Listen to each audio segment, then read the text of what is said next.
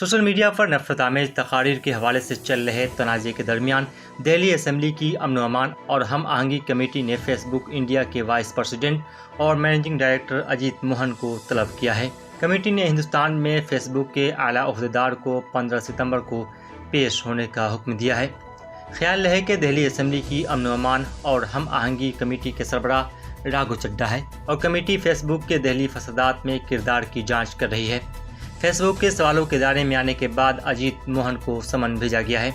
Committee का कहना है कि जिस तरह के हक़ाइक़ मंजर आम पर आ रहे हैं उसको मलहूज़ नज़र रखते हुए दिल्ली फसादात की जांच में फेसबुक को शरीक मुलज़िम बनाया जाना चाहिए।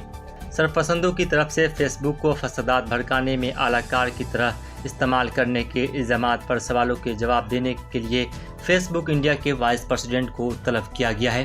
वाज़ेह रहे कि गुज़श्ता माह दिल्ली असम्बली की अमन व अमान और हम आहंगी कमेटी ने फेसबुक पर नफरत अंगेज मवाद पर आने वाली शिकायत को दानिस्ता तौर पर नज़रअंदाज करने के मामले में एक मीटिंग की थी। मीटिंग में कमेटी के सामने 3 गवाहान ने पेश होकर बयान दर्ज कराए थे। इस मौके पर कमेटी के चेयरमैन राघव चड्ढा ने कहा कि ये इंकशाफ हुआ है कि कुछ आला फेसबुक के ओहदेदार बीजेपी के हक़ में काम कर रहे हैं और जानबूझकर अपने प्लेटफॉर्म से इस मुतनाज़ मवाद को नहीं हटा रहे हैं। हाल ही में पार्लियामेंट्री स्टैंडिंग कमेटी बराए इंफॉर्मेशन टेक्नोलॉजी के मुस्तकिल कमेटी ने भी फेसबुक पर आयद हो रहे इल्ज़ामात के दरमियान कमेटी के अहदेदारों को तलब किया था।